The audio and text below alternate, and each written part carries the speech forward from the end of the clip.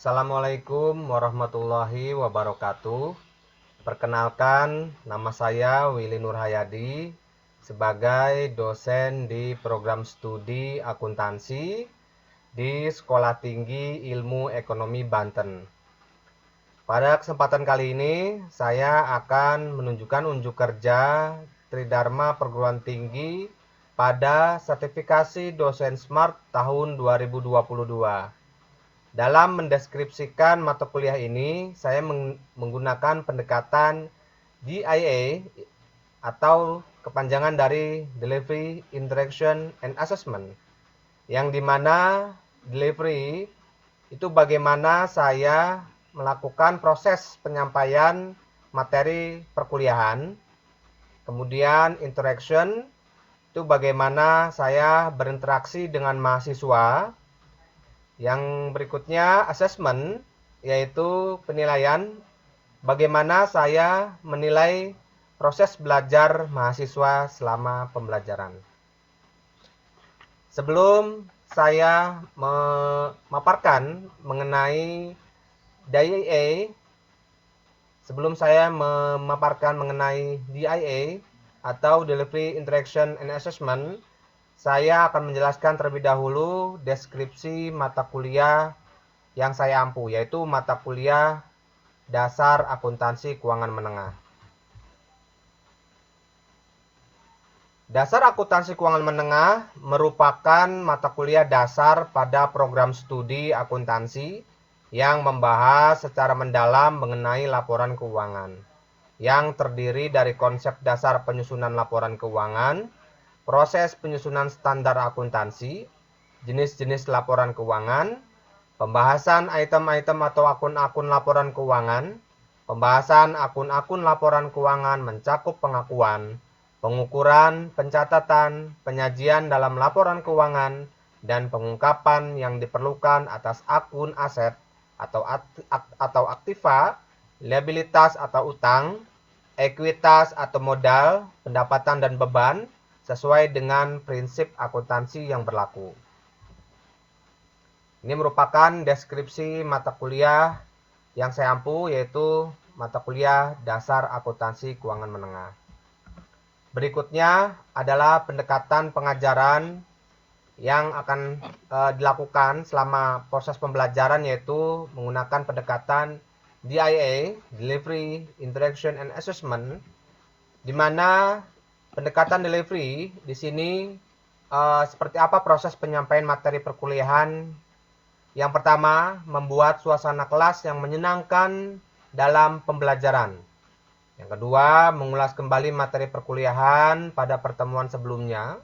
Yang ketiga, menginformasikan materi pembelajaran sesuai rencana pembelajaran setiap pertemuan. Yang keempat, membuka diskusi tanya jawab. Yang kelima, memberikan simpulan hasil pembelajaran di akhir sesi pembelajaran. Yang keenam, menyampaikan tugas harian jika ada. Capaian pembelajaran mata kuliah di sini yang pertama, mampu mengelola dan mencatat transaksi akuntansi sesuai dengan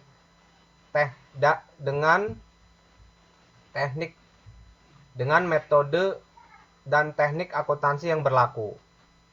Capaian pembelajaran mata kuliah di sini yang pertama, mampu mengelola dan mencatat transaksi akuntansi sesuai dengan metode dan teknik akuntansi yang berlaku. Yang kedua, mahasiswa mampu mendiskusikan peran akuntan sebagai seorang profesional dan paham dengan etika profesinya. Yang ketiga, mampu memilih metode dan teknik akuntansi yang sesuai dengan kondisi perusahaan. Yang keempat, mahasiswa mampu mengkomunikasikan ide, berpikir kreatif, berpikir kritis, berargumen logis, berpikir analitis, berpikir inovatif, komunikasi lisan, kerja dalam tim, beradaptasi, mandiri, mempunyai komitmen, motivasi, dan mampu mengatur waktu.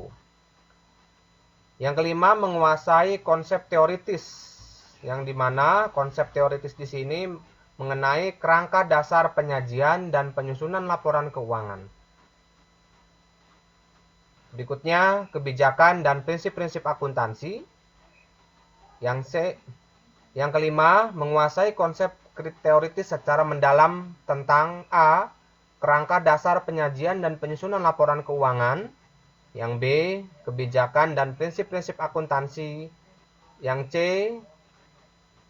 Pengakuan, pengukuran, penyajian, dan pengungkapan elemen-elemen laporan keuangan. Dan D. Menguasai konsep teoritis secara mendalam tentang kebutuhan informasi untuk pengambilan keputusan.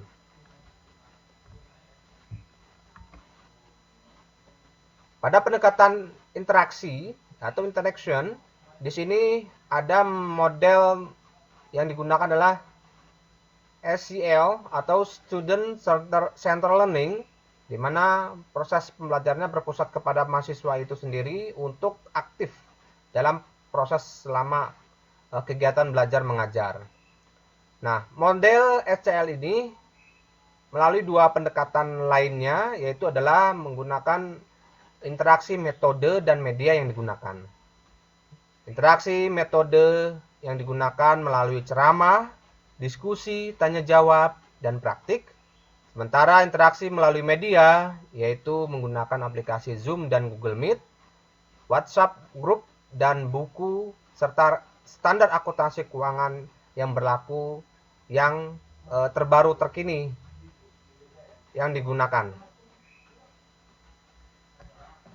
Untuk pendekatan penilaian atau asesmen, ada beberapa bobot poin persentase yang saya terapkan setiap bobot di setiap komponen, yaitu yang pertama adalah tugas sebesar 15%, kuis 20%, kehadiran 10%, ujian tengah semester 25%, ujian akhir semester 30%, sehingga total dari keseluruhan penilaian adalah 100%. Setelah pemaparan delivery, interaction, and assessment, maka saya akan menunjukkan unjuk kerja saya di bidang pengajaran. Berikut kegiatan belajar mengajar saya pada mata kuliah Dasar Akuntansi Keuangan Menengah. Selamat menyaksikan. Ya. Assalamualaikum warahmatullahi wabarakatuh. Waalaikumsalam warahmatullahi wabarakatuh. Ya, alhamdulillah, wasyukurillah, walahaula wala quwata illa billah.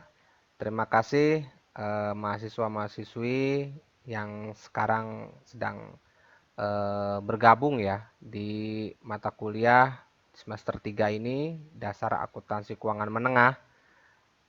Semoga semuanya dalam keadaan sehat walafiat ya, dan dalam keadaan semangat ya, penuh semangat untuk kita dalam belajar pada hari ini. Nah, untuk itu ada kayaknya beberapa dari teman-teman kita yang belum bisa hadir ya, ada yang izin, mungkin ada yang sakit. Ya, mudah-mudahan yang sedang sakit kita doakan semoga lekas sehat ya dan dapat beraktivitas kembali dan kemudian dapat mengikuti kegiatan KBM kita ya selama 1 semester ini. Terutama ya mata kuliah saya seperti itu. Nah, sebelumnya materi yang sebelumnya itu kan kita sudah mempelajari ya mengenai standar akuntansi keuangan. Ya, standar akuntansi keuangan itu kan seperti prosedur ya yang akan dilakukan para akuntan dalam menyusun laporan keuangan. Ya, salah satunya PSAK nomor 1 ya, mengenai penyajian laporan keuangan. Nah, dalam penyajian laporan keuangan itu ada 5 komponen laporan keuangan ya. Mas Iki ya, ada laporan laba rugi, komprehensif, apalagi tuh? Laporan ada 5 laporan keuangan itu. Apa tuh Mas Iki? Coba inget-inget dulu pembelajaran kemarin, laporan laba rugi. Lagi di mute Mas Iki. Di unmute dulu coba. Aduh, kayaknya penuh semangat jadi lupa di unmute-nya nih. Di unmute dulu Apa suaranya. tadi Pak tadi? Iya, laporan keuangan itu ada 5 komponen. Laporan laba rugi, Laporan laba rugi. ayo.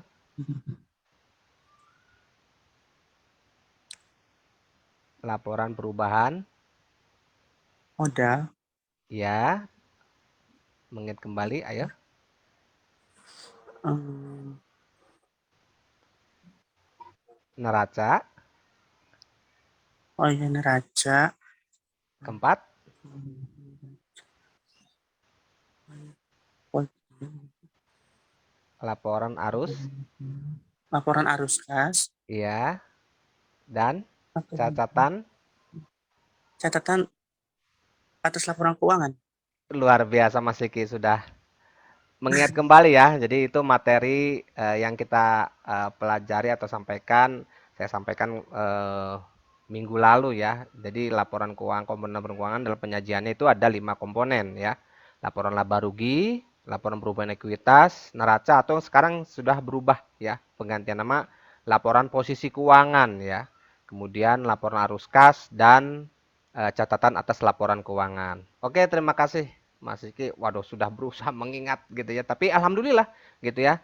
Dan kita mengulas kembali materi yang minggu kemarin kita dapat mengingat kembali materi dan bisa belajar lebih gitu ya. Oke, kita masuk ke materi berikutnya. Sebentar saya coba share materi dulu ya. Di sini saya akan membahas mengenai laporan keuangan. Nah, dari pembahasan ini sebentar saya maksimasi dulu. Nah, di sini setelah laporan keuangan. Nah, di sini ada laporan itu merupakan bukti atau pembuktian atau penyajian. Nah, keuangan itu individu atau kelompok mengelola, meningkatkan, mengalokasikan dan menggunakan sumber daya moneter yang sejalan ya. Oh, mohon maaf. Sejalan dengan waktu serta menghitung resiko dalam menjalankan sebuah proyek. Nah, jadi laporan terpisah itu merupakan sebuah bukti, pembuktian penyajian. Nah, keuangan itu sudah mulai itu individu atau kelompok tersebut mengelola, meningkatkan, ya, mengalokasikan dan menggunakan sumber daya yang ada. Nah, kalau digabungkan, apa itu laporan keuangan? Siapa yang bisa jawab? Rizky Pak menjawab, Pak. Ya, silakan Mas Rizky. Laporan keuangan itu sebuah dokumen atau catatan tertulis yang menyampaikan aktivitas atau kegiatan bisnis dan kinerja keuangan dalam suatu perusahaan, Pak. Oke, jadi ada hubungannya ya dengan apa namanya penjelasan yang sudah disampaikan bahwa perusahaan akan mencatat ya segala bentuk transaksi yang terjadi gitu kan. Nah, untuk nanti menghitung sumber daya dan mengalokasikannya, mengelola agar pada saat nanti penggunaan sumber daya tersebut sejalan dengan proyeknya gitu ya, menghitung resiko yang terjadi gitu kan agar pada saat nanti penggunaan sumber daya tidak tidak berlebihan gitu ya. Nah, kemudian tujuan laporan keuangan. Nah, di sini ada satu memberikan informasi ya mengenai posisi keuangan, kinerja keuangan, arus kas entitas. Nah, yang bermanfaat bagi sebagian besar kalangan pengguna laporan dalam pembuatan keputusan ekonomi. Nah, ini tujuan laporan keuangan ya. Jadi memberikan informasi ya, memberikan sebuah informasi.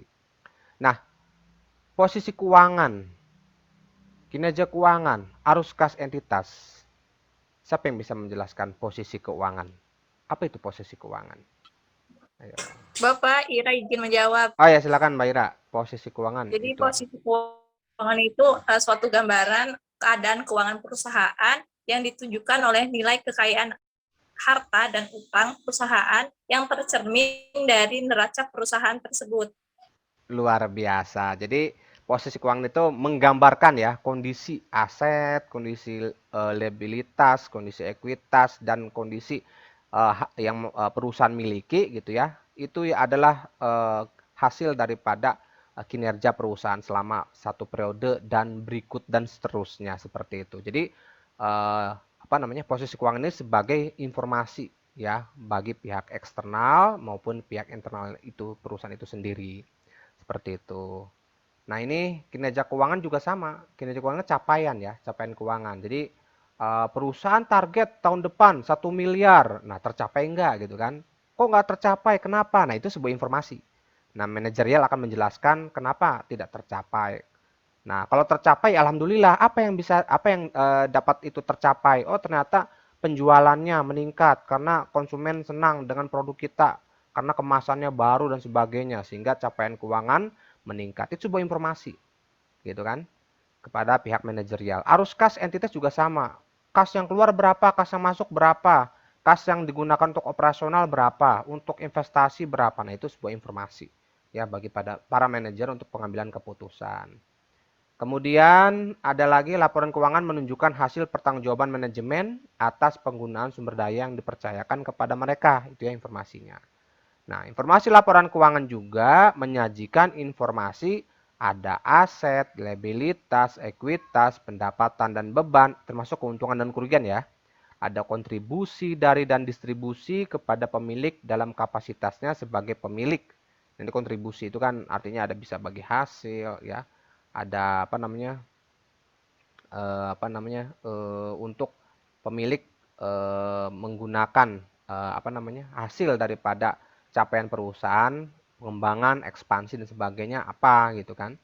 Nah, kemudian arus kas. Nah, informasi arus kas yang tadi sudah dijelaskan bahwa kas dalam aktivitas operasional ya yang digunakan oleh perusahaan apa saja, dan kemudian arus kas yang dapat diinvestasikan ya apa saja ya, seperti misalnya investasi di bidang tanah gitu ya, dan ada aset mungkin tanah tersebut dijual gitu kan, itu menambah kas masuk gitu ya, tapi mengurangi nilai investasi perusahaan.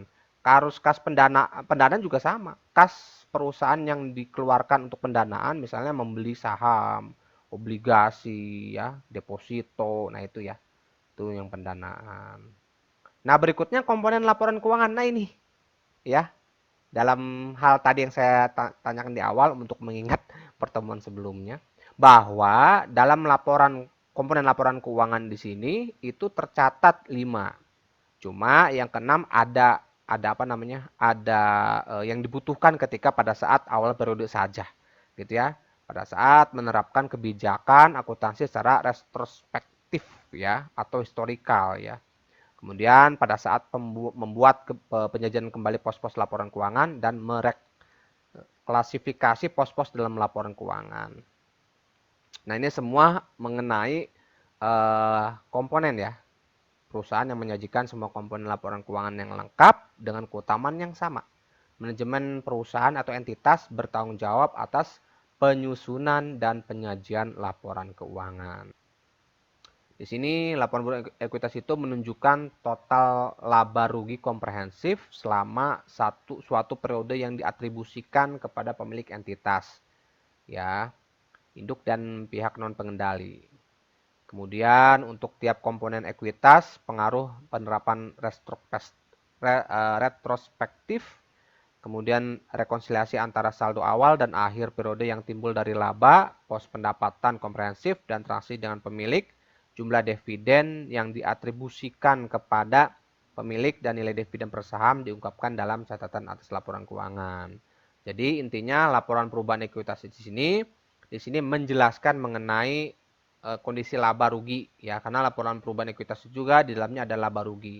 Kalau kondisinya laba berarti meningkatkan ekuitas ya, meningkatkan modal. Kalau kondisinya rugi Pak, mengurangi modal jadi gitu kan. Kemudian akan mempengaruhi juga historical modal kita gitu ya. Kemudian juga akan menimbulkan juga perubahan gitu ya. Oh, saldo awal modal kita besar. Kecil gitu ya. Begitu saldo modal kita di akhir lebih besar. Oh, berarti alhamdulillah posisi laba kita besar karena modal kita di akhir periode besar gitu. Itu ya. Dan dividen pun sama ya. Ketika ada pembagian dividen, itu akan mengurangi komponen atau saldo modal kita. Berikutnya di sini adalah catatan atas laporan keuangan. Nah, di sini catatan atas laporan keuangan di sini juga akan memberikan informasi ya mengenai penyusunan laporan keuangan, kebijakannya seperti apa gitu kan dalam perusahaan kita, apakah harus menerapkan SAK pasal berapa gitu ya yang harus diterapkan gitu ya, itu informasi harus dijelaskan di catatan atas laporan keuangan. Nah, sepanjang praktis penyajian catatan laporan keuangan di sini ini sistematis ya, harus berunut ya. pengukuran seperti apa, kebijakannya seperti apa, asumsinya seperti apa, estimasinya seperti apa. Di dalam catatan atas laporan keuangan juga terdapat 5 komponen laporan keuangan itu sendiri. Ya, jadi mulai dari laporan laba rugi ya, dan seterusnya sampai dengan laporan arus kas. Itu semua ada di catatan atas laporan keuangan. Hanya saja di dalamnya tidak terlalu lebih spesifik ya. Karena CLAK ini cap gitu ya.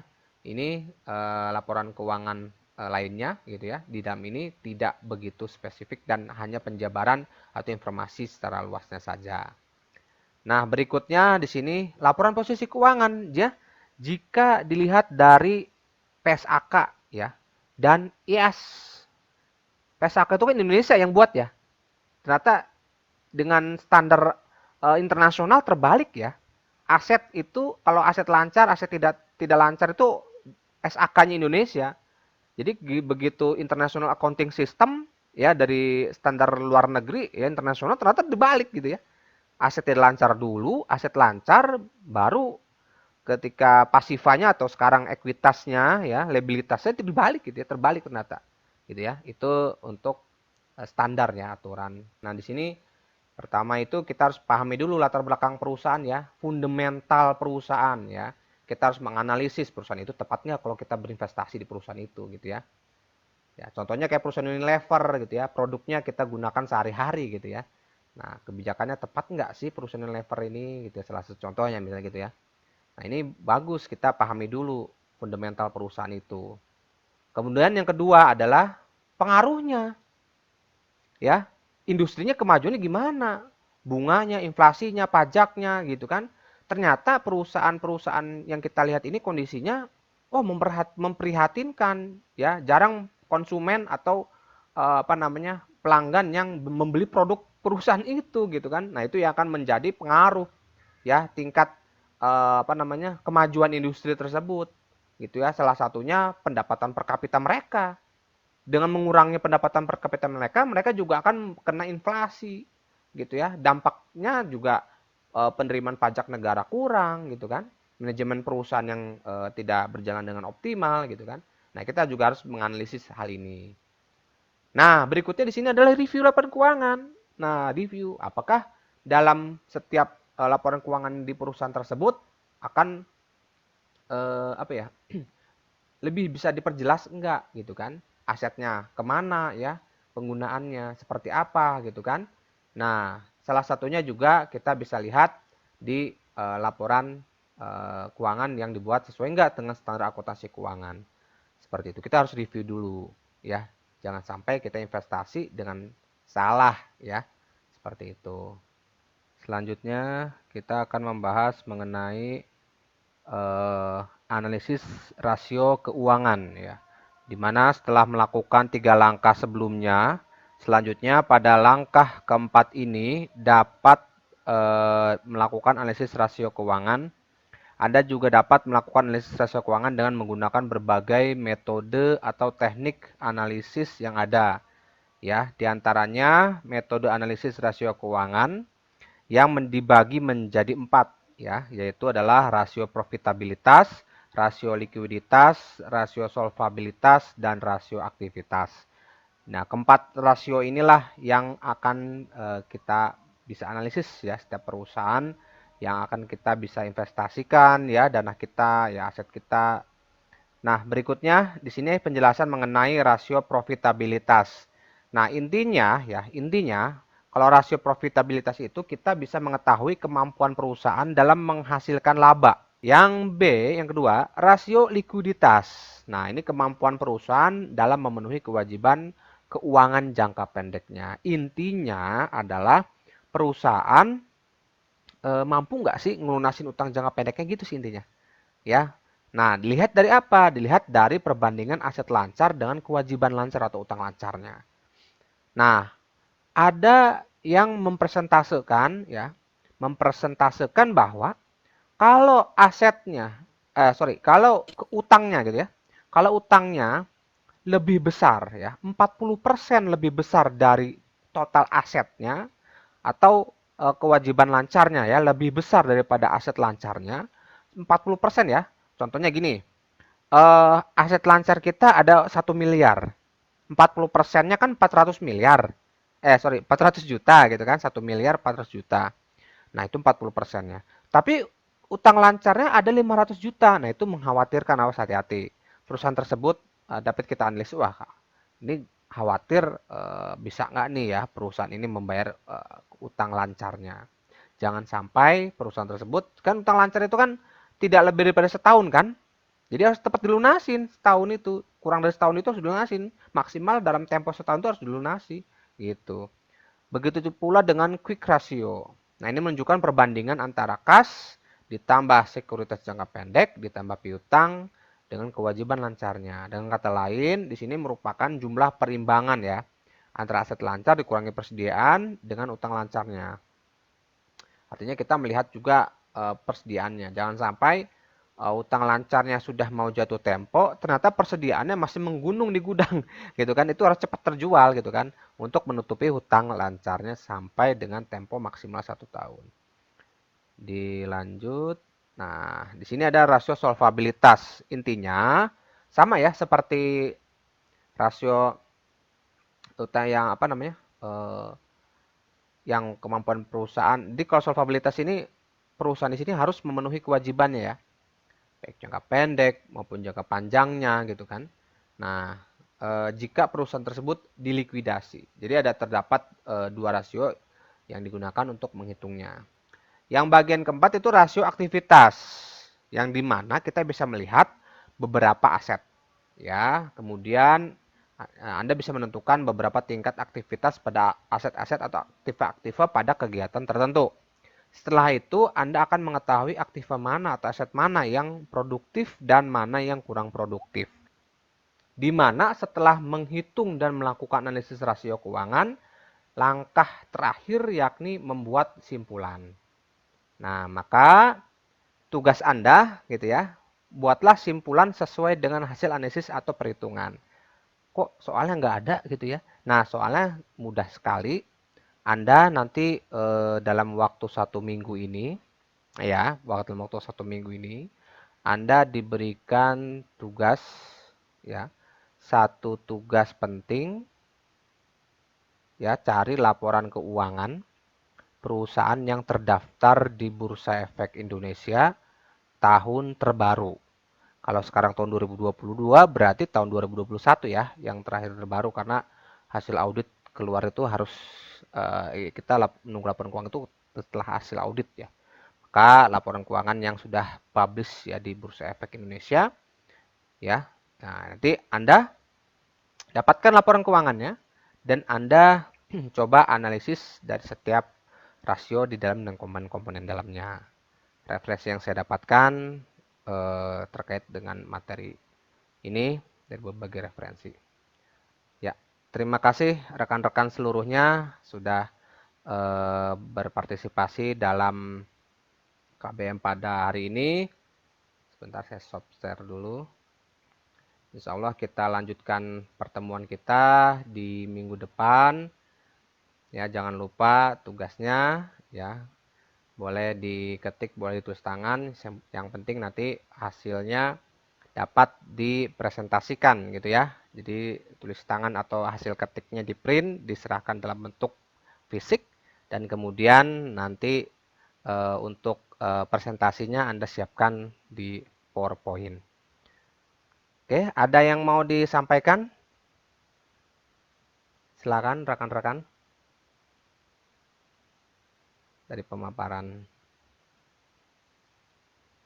Ya. Oke, jika tidak ada, saya ucapkan terima kasih. Mohon maaf apabila ada kesalahan ataupun kekurangan dari saya selama penyampaian materi. Saya ucapkan terima kasih. Kita sama-sama tutup dengan mengucapkan hamdalah. Alhamdulillahirrahmanirrahim. Terima kasih rekan-rekan semua sudah hadir. Nanti presensi akan di input ya. Yang kehadiran kita lihat dari perjalanan kegiatan belajar mengajar kita pada hari ini. Saya tutup ya. Saya ucap Assalamualaikum warahmatullahi wabarakatuh. Saya izin pamit, izin live. Insyaallah kita ketemu lagi minggu depan.